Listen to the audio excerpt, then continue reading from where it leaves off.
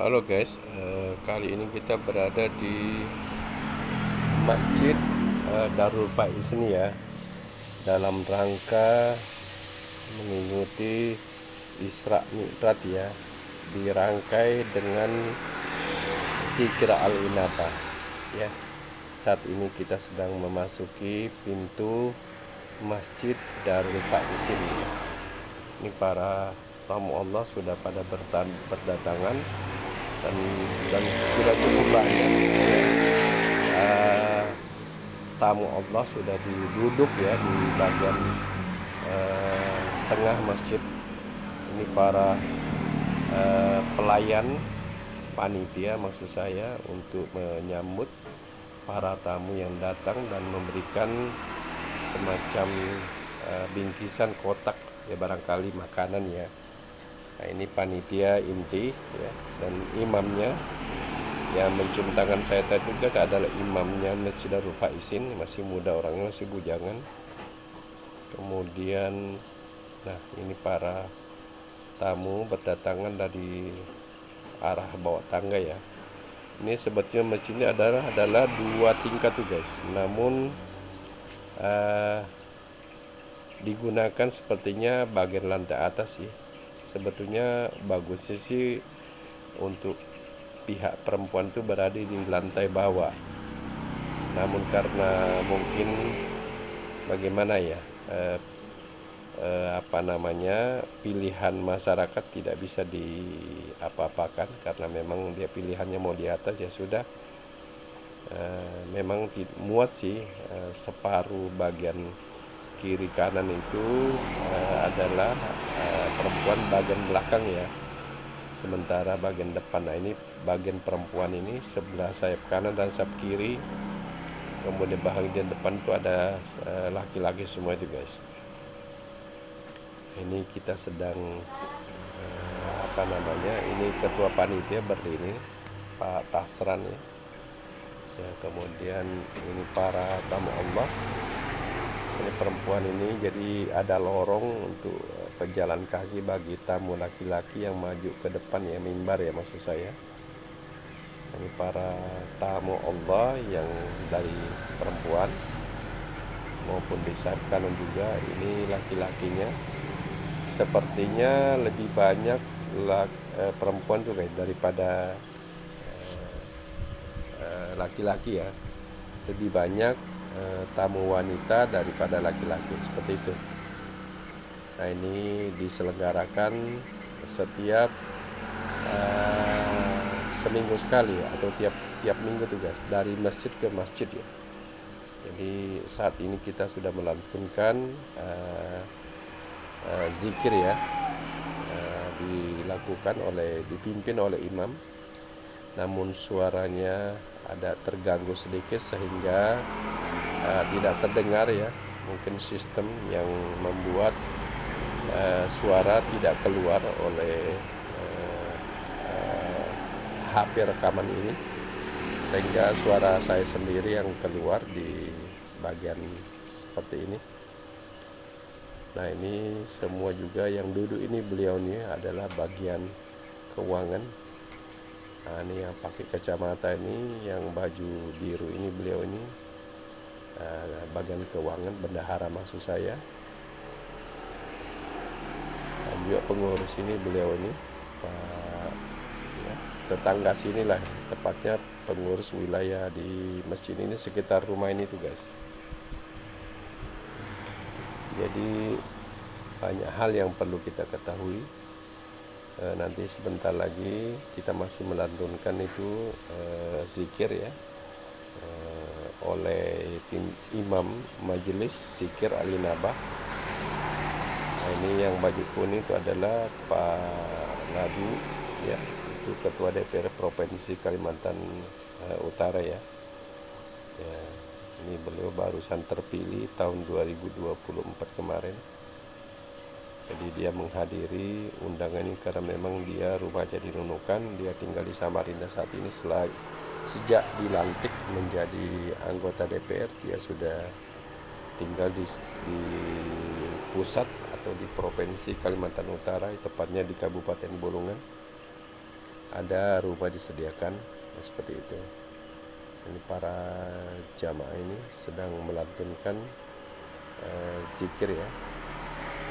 Jadi sepertinya lebih banyak peserta perempuan daripada laki-laki tuh guys. Iya. Ya, terus ini talbiyah dilantunkan oleh talbiyah ini karena suara tidak terdengar seperti itu. Nah, saat ini selesai talbiyah, sekarang adalah pembacaan kitab suci Al-Quran ya, dipimpin oleh imam masjid ya, Darul Faisin.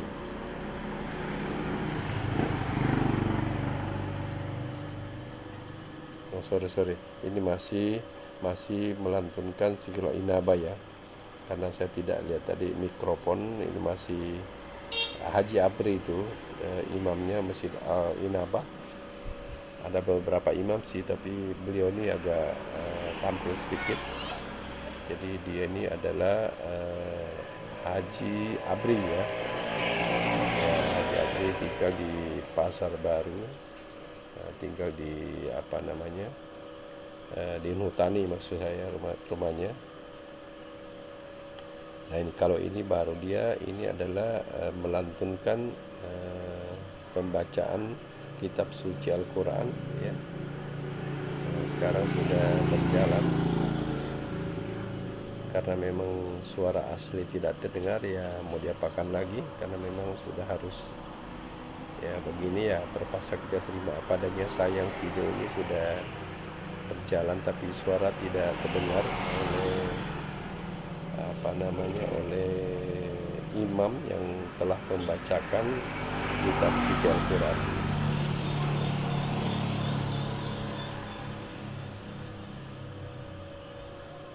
Nah, ini terus ada salah seorang panitia merekam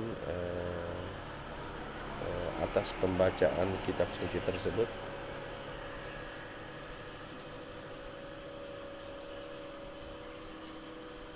Ini masih berlangsung kitab suci, pembacaan kitab suci Al-Quran.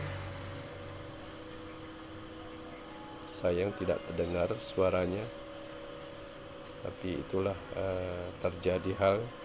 Kita sulit mau mengapakan ya, karena memang sudah mungkin saya pikir kamera itu tidak berfungsi, alat mikrofon, sehingga saya coba zoom saja juga tidak bisa tuh. Mungkin ada gangguan di kamera itu guys.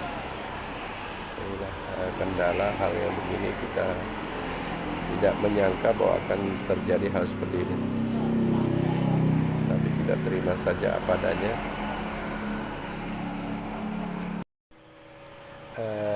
Saat ini kita sedang berceramah ya. Ini Pak Ustaz Hikmah Isra Mi'raj dilaksanakan saat ini, tapi karena suaranya tidak terdengar, makanya suara saya yang muncul ya. Namanya ini penceramahnya ada Ikonani ya.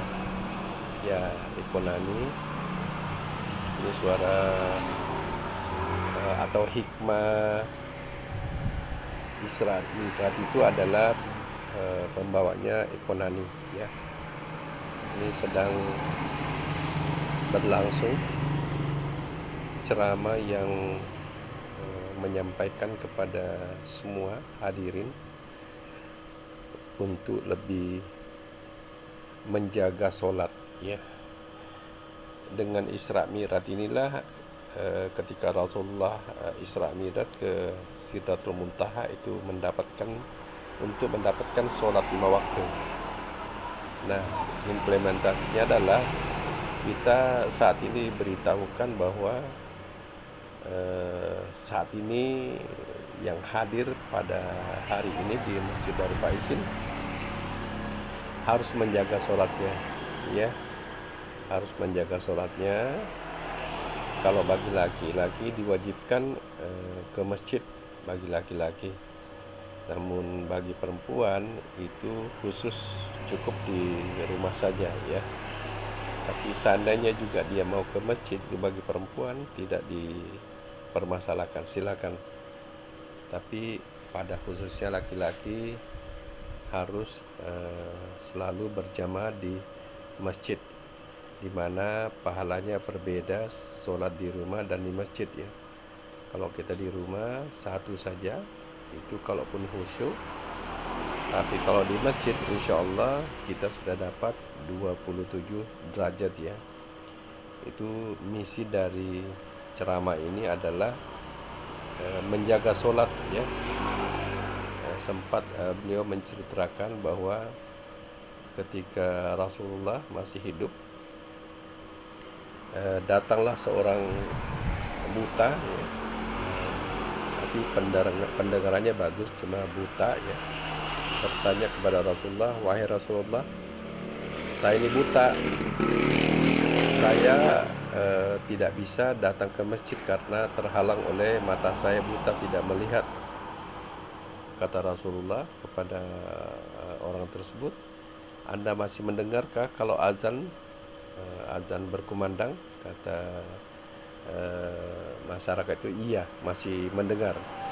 Nah, dikala masih mendengar, harus kamu datang ke masjid, sekalipun merangkak, sekalipun merayap, harus kau datang ke masjid.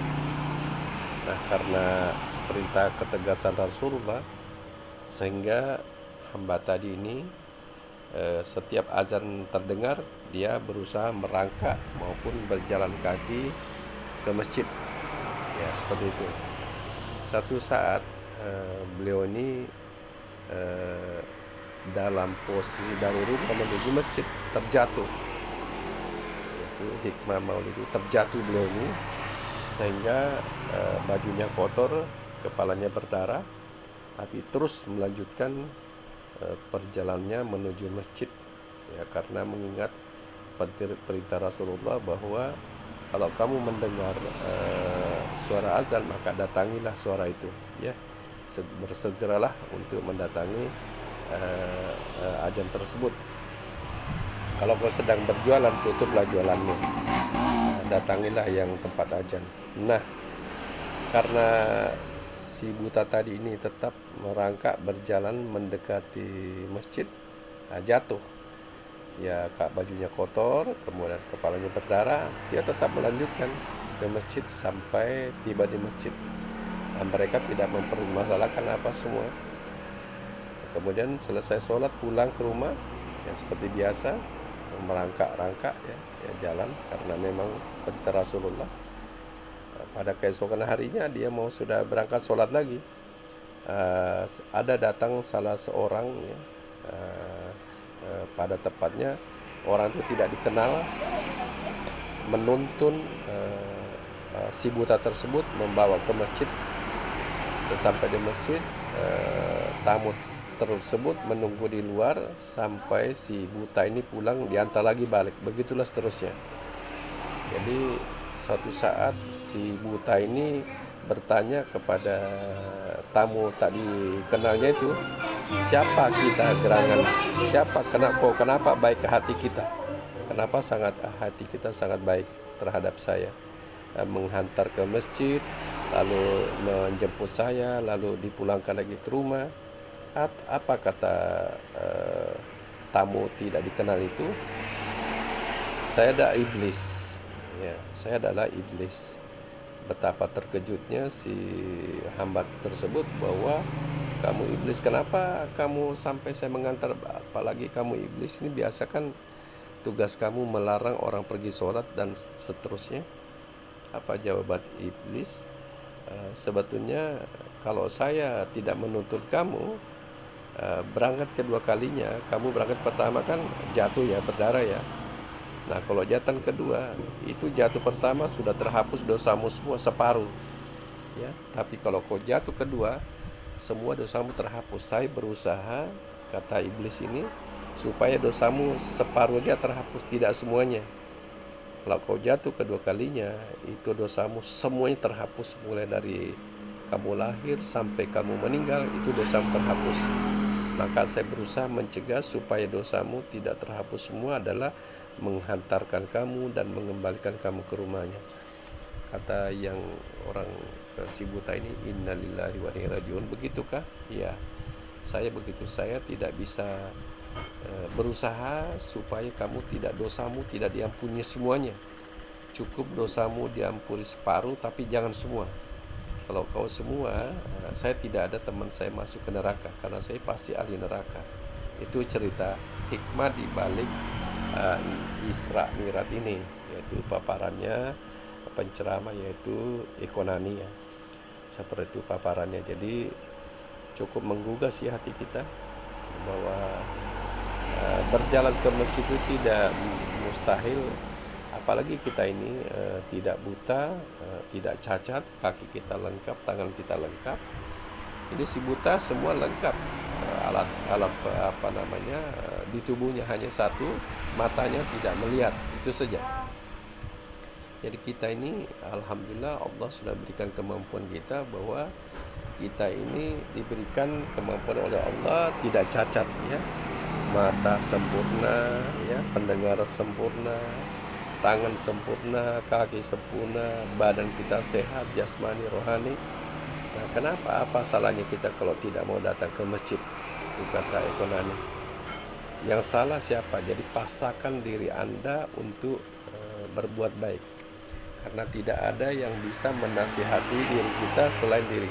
Tidak ada yang sanggup menasihati kita, walaupun berbusa ustaz itu menyampaikan ke kita, kalau kita juga tidak mendengarkannya, atau badan kita sendiri tidak berusaha keras untuk mengerjakan perbuatan yang baik, atau tepatnya menjalankan sholat waktu.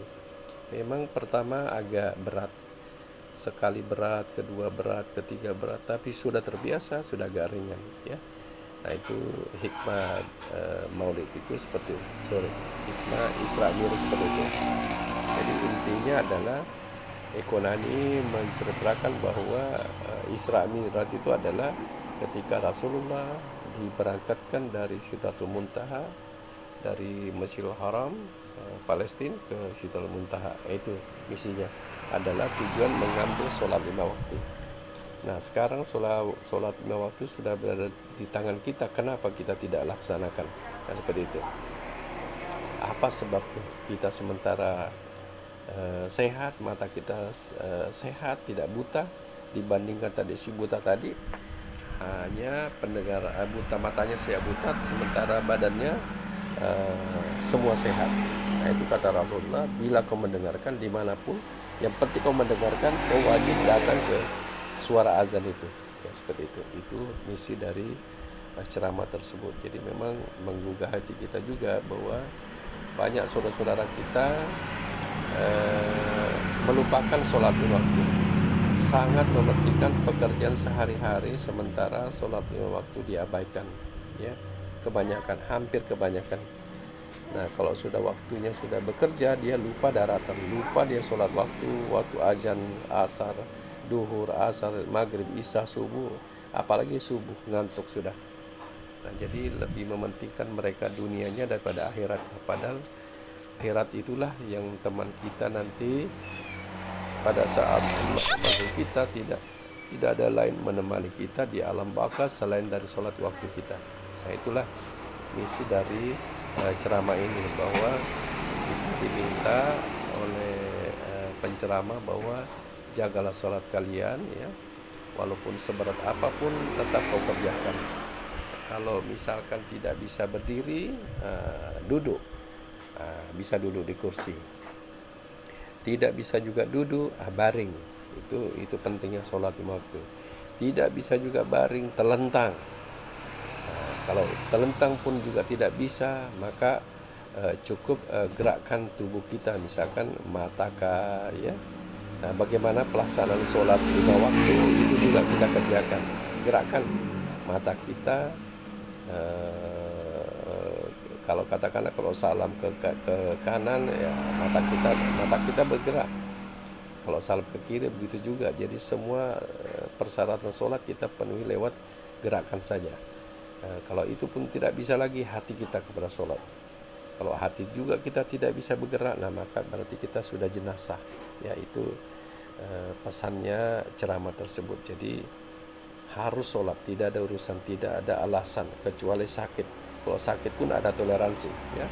Sakit itu ada toleransi, kecuali betul-betul tidak bisa berbuat apa-apa lagi, ya sudah, serahkan. Yang penting hati kita tetap istiqamah, tetap sholat di waktu, walaupun badan kita tidak bisa bergerak, hati kita yang bisa sholat kepada Allah. Itu isi ceramah.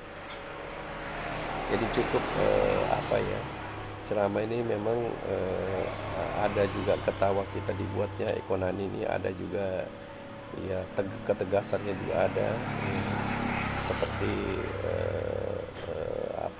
kata sambutan oleh Kemenak sebelumnya Ekonomi naik ke mimbar juga menyinggung masalah sholat berjamaah. Itu kita sama-sama berjamaah, tapi beda-beda itu nilai selama berjamaah kita tuh. Nilai seseorang beda-beda itu. Allah menilai itu, kata Kemenak, adalah keikhlasan mereka, ya. Keikhlasannya itu ketika mengucapkan tahiyyatul ihram, Allahu Akbar, itu ikhlas sampai salam, itu maka itulah nilai 100% didapatkan. Namun sebaliknya, kalau begitu takbiratul ihram, Allahu Akbar, masa mengingat pekerjaan, masih mengingat yang lain-lain, maka itu tidak khusyuk. Nah, itu mungkin Allah yang menghitung, bisa dapat 9, 80%, 70%, 60%, dan seterusnya. Begitulah. Jadi diminta oleh Allah yaitu khusyuklah ketika mulai mengangkat takbiratul ihram, ya, sampai salam. Itu maksudnya penyampainya Kemenak Kabupaten Nunukan sebelum Ekonomi naik di mimbar. Satu lagi kata Ekonomi, sholat itu perlu dijaga adalah bila saat Allah memanggil kamu, yang ditanya pertama kali adalah sholat lima waktu. Kalau sholat lima waktu itu baik, maka baiklah segalanya. Namun sebaliknya, bila sholat itu tidak baik, seluruh ibadah yang lain ikut rusak, ya, dibuatnya. Jadi sangat penting menjaga sholat lima waktu ini. Anggap sebuah bangunan apapun tidak akan berdiri kokoh tanpa tiang. Nah, sholat lima waktu itu tiangnya. Jadi kalau katakan kamu kerjakan misalkan beramal, bersedekah, itu daun, ya kan? Kemudian membuang barang berduri di tengah jalan, itu daun. Nah, sekarang bagaimana berdiri itu dinding, daunnya, atapnya, kalau tiangnya tidak ada, kan? Pondasinya tidak ada. Pondasi itu adalah sholat lima waktu itu.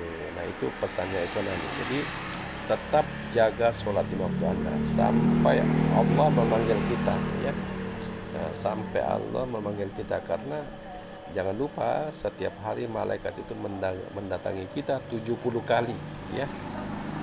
70 kali malaikat pencabut nyawa mendatangi kita, melihat kondisi kita, apakah kita tertawa, apakah kita sedang berzikir, apakah sedang bekerja. Itu malaikat senantiasa mendatangi setiap jiwa, itu adalah 70 kali per hari, ya. Jangan lupa.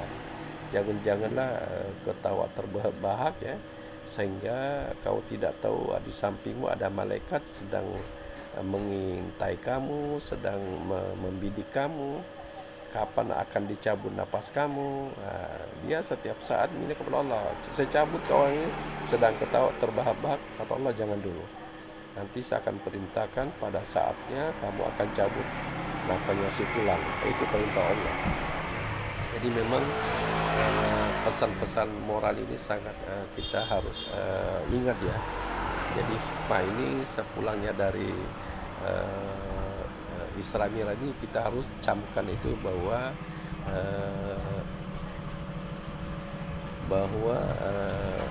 hikmah ini perlu kita bawa pulang. Jadi kita berniat dari rumah, nawaitul i'tikaf lillahi, lalu menghayati isi ceramah, ya, menghayati isi ceramah, kemudian kita mengambil hikmah di balik ceramah itu. Apakah nanti ceramah itu kita bisa ambil hikmahnya, lalu kita pulang ke rumah, kita terapkan di rumah, ya. Itu pesannya Ekonomi. Jadi setiap undangan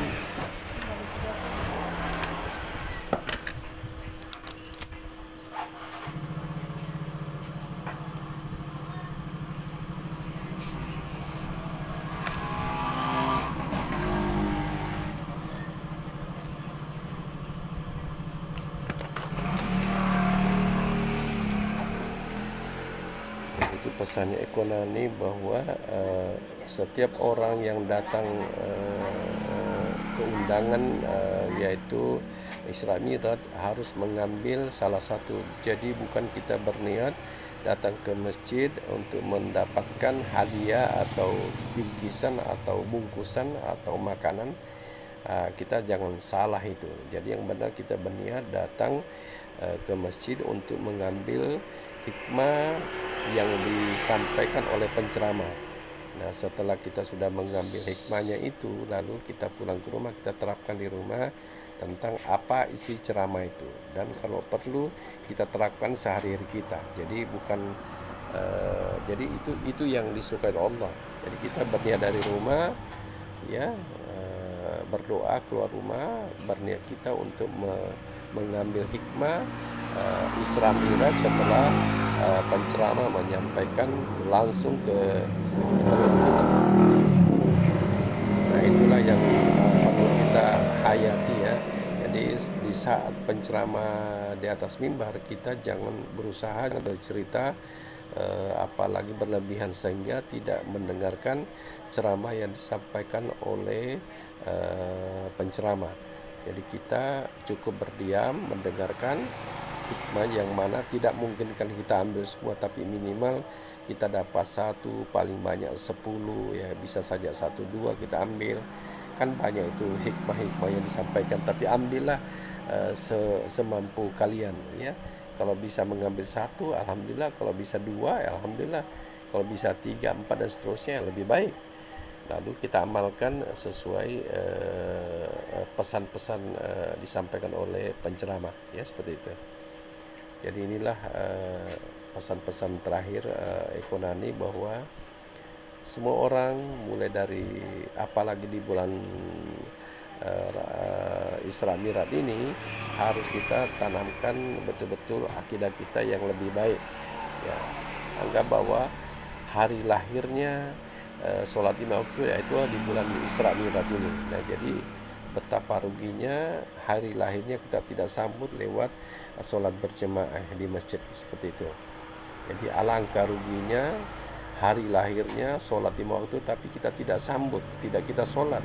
Betapa ruginya, betapa maksiatnya Allah kepada kita maksiat kepada Allah, karena Allah sudah memberikan kepada Rasulullah sholat 5 waktu. Nah, tadi jam 50 menjadi 5. Nah, itu jadi betapa ringannya kita diberikan hikmah ini kepada Allah lewat Rasulullah Muhammad SAW, seperti itu. Jadi betul-betul kita harus mengambil hikmah ini ya. Jadi apalagi di bulan ini, mungkin setiap minggu, setiap hari dan malam barangkali ada di masjid lain yang dilaksanakan acara yang sama, yaitu Isra Mi'raj, sampai mungkin menjelang Ramadan baru berakhir. Seperti itu. Jadi inilah yang perlu kita cermati ya, hayati penyampaian ceramah tersebut ya. Jadi luar biasa kalau kita tidak mendatangi satu majelis lalu tidak mengambil hikmahnya. Betapa ruginya kita pulang sia-sia. Kalau kita datang berniat hanya sampai di masjid membuat gosip, lebih baik kita tidak usah datang ke masjid. Lebih baik kita di rumah aja menggosip ya, daripada kita di masjid kita cerita dengan yang lain-lain sehingga tidak mendengarkan isi kandungan hikmah Isra Mi'raj tersebut. Lebih baik kita tidak usah datang. Jadi sebaiknya kita datang ke masjid adalah mendengarkan hikmah yang disampaikan oleh penceramah, yaitu apalagi ini adalah Isra Mi'raj ya. Ya, seperti itu. Nah, ini yang baju coklat ini guys adalah ketua DPR ya, anggota DPR Provinsi Kalimantan Utara ya. Seperti itu. Nah, inilah beberapa saat lagi kita akan berakhir ceramah ini. Jadi Ekonani sudah menyampaikan bahwa informasi sekali lagi memang kita harus cermat ya. Jadi betapa ruginya kita kalau kita pulang tidak melaksanakan hikmah ini, yaitu menjaga sholat 5 waktu. Itu misinya. karena apalagi di Isra Mi'raj itu Rasulullah naik ke langit itu mengambil sholat 5 waktu. Nah sementara umatnya tidak mengerjakan sholat 5 waktu, betapa ruginya kan. Nah seperti itu. Jadi memang inilah misi dakwah ini perlu kita sampaikan, dan kita penceramah menyampaikan, lalu kita masyarakat menerima, mengamalkan apa yang disampaikan oleh penceramah tersebut, seperti itu. Nah ini hari ini hari Minggu ya, jadi berlangsung di Masjid Darul Faisin. Mungkin minggu belakang akan barangkali akan diadakan di Masjid Mujahidin Pasar Baru, yaitu istighosah. Mungkin ada penceramah dari Samarinda akan diundang minggu akan datang. Minggu belakangnya lagi kita mungkin akan ada zikir al-inaba sekaligus Isra Mi'raj itu di Masjid Al-Inaba di Jalan Ujang Dewa, yaitu tepatnya depannya Gadis 1 ya. Depannya Gadis 1. Depannya Gadis 2 ya. Depannya Gadis 1, benar, Gadis 1. Jadi situ adalah Masjid Al-Inaba ya. Nah itu juga kasihan, itu sangat masih membutuhkan bahan-bahan bangunan ya, dimana belum kelar juga tapi sudah bisa digunakan di bulan Ramadan ini. Informasi dari panitia tadi, di bulan Ramadan ini sudah bisa digunakan masjid tersebut, namanya Masjid Al-Inabah. Nah ini juga hari ini kita dirangkai Isra Mi'raj maupun Zikir Al-Inabah ya. Jadi dirangkai ya bersamaan bareng-bareng, karena mengingat waktu juga sehingga kita laksanakan seperti itu. Inilah hal yang perlu kita ketahui, bahwa menjaga semua waktu itu memang sangat berat. Kalau kita katakan ringan, tapi bagi yang sudah melaksanakan setiap hari, saya anggap itu sudah ringan. Namun yang sama sekali belum melaksanakan sholat 5 waktu sangat berat ya, karena memang jarang. Jadi kita harus paksakan diri untuk melaksanakan sholat 5 waktu ya. Jadi kita memang berat sih, tapi memang itulah yang perlu kita lakukan. Memang kalau kita bilang capek, memang begitulah namanya ibadah, tidak ada yang gampang ya. Tapi balasannya sangat berat ya, pahalanya sangat besar maksud saya. Kalau ibadahnya agak ringan, berapa sih setiap hari? Taruhlah kita sholat itu fardu ya, paling lama 10 menit ya kan. Nah kalau 5 waktu baru 50 menit, sedangkan kita istirahat berapa? Taruhlah 1 jam ya. Jadi 50 waktu itu cukup 1 jam ya, 60 menit ya. Standarnya kan 50 menit. Taruhlah 60 menit berarti 1 jam. Sedangkan satu hari itu 12 jam. Berarti kita masih ada waktu istirahat itu 11 jam. Luar biasa kalau sampai kita tidak bisa melaksanakan sholat 5 waktu dalam 5 waktu, yaitu mulai dari subuh, duhur, asar, maghrib, isya, balik lagi subuh. Itu hanya diminta Allah 50 menit ya. Setiap sholat 50 menit. Jadi saya pikir 10 menit itu sudah cukup lama juga sih. Padahal sebetulnya tidak sampai, tapi standar lah 10 menit. Setiap sholat 5 waktu itu kita kerjakan 10 menit sudah cukup. Nah kalau 10 menit kali 5 berarti 50 menit. Taruhlah 60 menit. 60 menit berarti 12 jam kurangi 1 jam ya, berarti ada 11 jam kita istirahat. Luar biasa. Jadi betapa ruginya kalau kita sebagai umat muslim tidak mengerjakan sholat 5 waktu. Ada satu cerita ketika Konani, perumpamaan itu sholat 5 waktu ya seperti gini. Ada satu rumah kebakaran, di dalam itu ada sekeluarga, mungkin ada istri, ada anak, ada cucu dan seterusnya ya. Nah, sementara api berkobar di sana sini ya. Apa tindakan kita supaya anak terselamatkan? segera kita membangunkan anak itu, istri kita, anak kita, cucu kita untuk meninggalkan rumah itu, karena beberapa saat lagi akan kebakaran. Nah, seperti juga sholat. Nah, kalau kita tidak mengajak keluarga kita, istri kita, anak kita, cucu kita mengajak sholat, itu kita akan dituntut di akhir kemudian. Tanggung jawab kita sangat berat. Jadi sampaikan walaupun mereka tidak mengerjakan, sampaikan saja, jangan bosan, jangan takut, tidak perlu ada takut ya, karena kita menyampaikan walaupun satu ayat, yaitu Allah ada hitungannya, Allah sudah menghitung sendiri. Sampaikan sholat, walaupun tidak dia sholat, tidak perlu sampai, jangan bosan, apalagi terutama anak ya, paksa dia sholat, apalagi kalau dia masih kecil, kita bisa ajak dia, kita gendong dia, kita mungkin kalau lebih besar sedikit kita mengambil alat-alat menakutkan dia, maksudnya bukan memukul tapi menakuti dia agar dia segera melaksanakan sholat. Sekalipun dia anak-anak itu sholat tidak betul, tidak apa-apa, terima saja, sholat saja, pokoknya sholat saja. Nanti sudah terbiasa, dia sudah agak nyaman melaksanakan sholat di waktu itu. Jadi namanya anak-anak, bacanya tidak betul, tidak perlu, yang penting bergerak walaupun tidak berudu, tidak apa namanya latihan, tapi ada nilai oleh Allah, itu menilai dia tetap dianggap sholat sampai dia betul balik ya. Balik itu nanti sudah kita harus sudah mulai mengajari tentang berudu ya. Sebelum berudu kita ada baca doa, nanti cara berudu mulai dari mana sampai di mana, setelah di mana, sesudah nanti berudu berdoa lagi. Nah, jadi kita mengajarkan dari situ. Nanti kemudian kalau sudah menguasai itu, kita ajarkan lagi tentang bagaimana itu sholat waktu dikerjakan ya, duhur berapa rakaat, kalau kemudian bagaimana cara suaranya dikuatkankah atau direndahkankah dikala duhur. Begitu juga asar, begitu maghrib itu suara dikeraskan sedikit.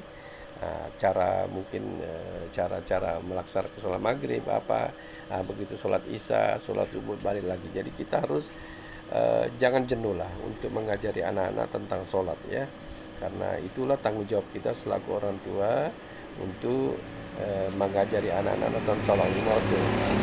Dikerjakankah tidak dikerjakan tidak masalah, yang penting kita sudah menyampaikan. Jadi sampaikanlah, cukup bangunkan sekali, sholat, nanti berapa menit lagi bangunkan lagi, sholat. Nah, kalau sudah itu 3 kali sholat, kalau tidak bisa ada cara lain, menakuti dia atau ambil air, percikan air di mukanya supaya agak segera bangun, seperti itu. Jadi memang tidak bosan, tidak boleh jenuh, tidak boleh kita tidak menyampaikan, sampaikan walaupun mereka tidak kerjakan, tapi kita sudah lepas tanggung jawab kita, yang penting kita sudah sampaikan. Yang paling berat adalah kita tidak pernah menyampaikan, kita sudah tidak sholat, tidak juga menyuruh anak-anak, itu lebih berat lagi dosanya ya. Jadi memang hal ini yang perlu kita ketahui, bahwa mendidik anak itu memang sangat berat ya, tanggung jawab kita oleh Allah. Suami keluar rumah, istri keluar rumah tidak pakai jilbab, kita kena dosa suaminya. Begitu anak-anak perempuan keluar rumah tidak pakai jilbab, tidak menutup aurat, kita juga berdosa. Itu tanggung jawab seorang suami atau seorang ayah ya. Jadi pada hal ini, jadi kita harus selalu sampaikan yang baik-baik. Terserah dia mau kerja atau tidak, sampaikan, jangan bosan ya. Itulah tujuan hikmah ini.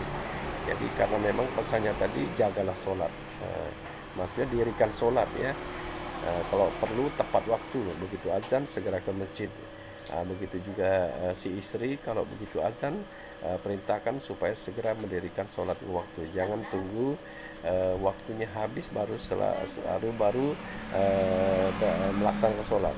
Usahakan tepat waktu, begitu azan lalu sudah berdiri ya, kamat sendiri di rumah, mungkin sholat sunat dan seterusnya, mungkin sikit-sikit lagi sambil menunggu waktu selesai ya. Sudah selesai sholat sunat, baru dikerjakan sholat fardu. Jadi usahakan tepat waktu ya. Nah, karena memang bila ada tepat waktu, maka Allah juga akan menjaga 24 jam. kata Allah, kau jaga sholatmu maka malaikatku akan menjaga kamu daripada kobarnya panasnya api neraka. Itu pesannya Allah kepada umatnya. Kau jaga sholatmu maka aku akan menjaga kamu. Itulah menjaga dari terjilat oleh api neraka. Panasnya api neraka bukan sedikit.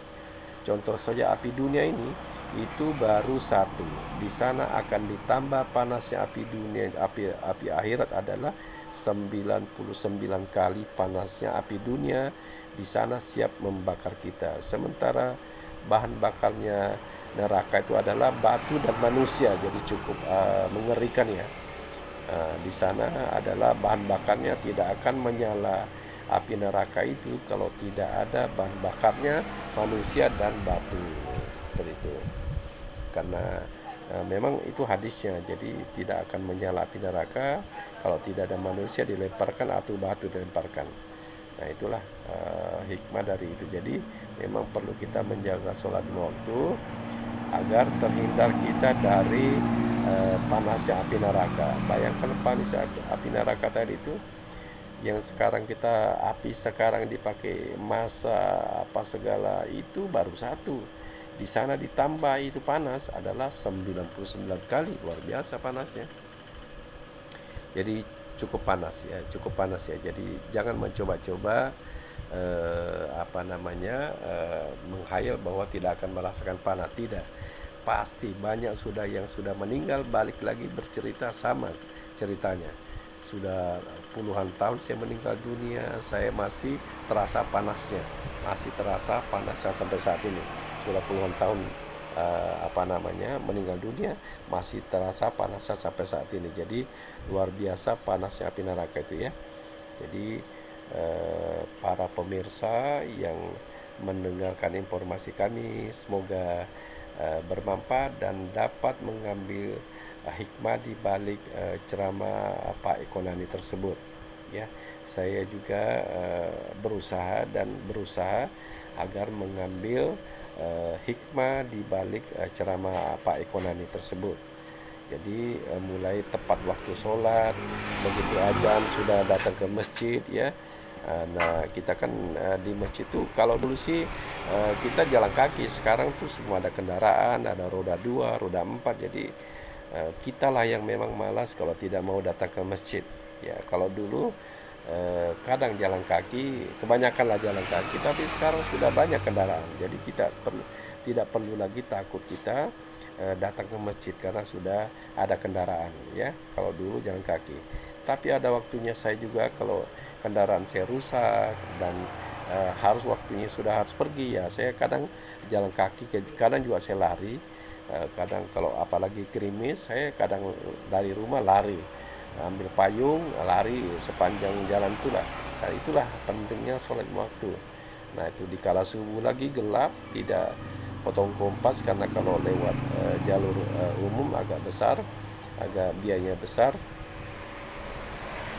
Jadi kami potong kompas itu dari rumah saya ke ke masjid itu lewat potong kompas. Nah di potong kompas itu kadang kalau hujan biasa ada licak, biasa juga ada ya, di tempat itu kan tidak ada lampu, tapi ya itulah namanya, kita harus berusaha sesuai Rasulullah bahwa kerjakanlah sholat waktu tepat waktu. Jadi begitu mulai sudah baca terahimah, jadi kita sudah mulai jalan kaki. Jadi begitu azan kita sudah sampai di masjid, seperti itu. Itulah gambaran yang kami sampaikan. Terima kasih.